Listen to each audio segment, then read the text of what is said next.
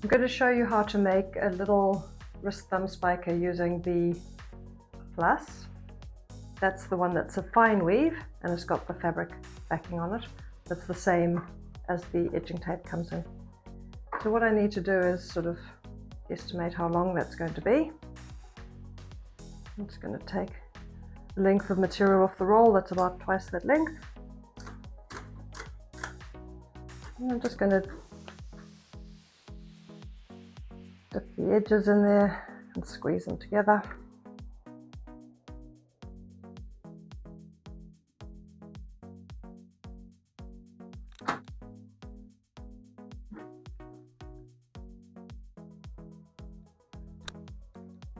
So now you've got a double layer with the fabric on both sides, on the outside, and it's really well stuck together. That can go back into your splint pan for about a minute.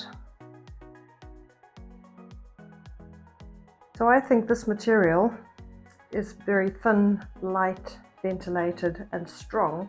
You could actually use something like this even for people returning to sports or returning to heavy physical work.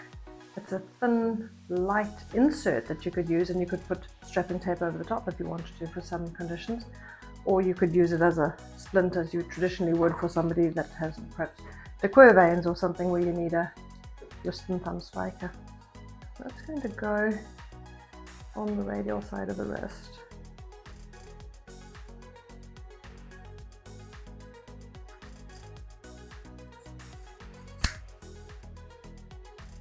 You can literally cut as you go.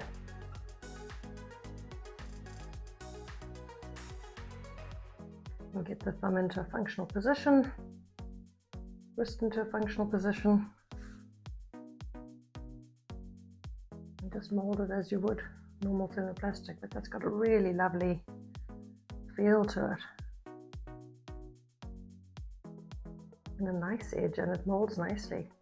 It's thin and it's light and it's breathable and it's biodegradable.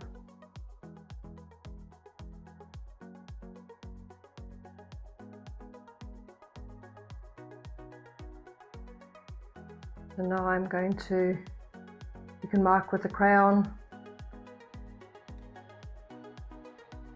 or just with your finger, decide where you're going to cut that, and then just with your standard scissors you can cut it, and it's actually got quite a nice edge on it because you've laminated those two pieces together.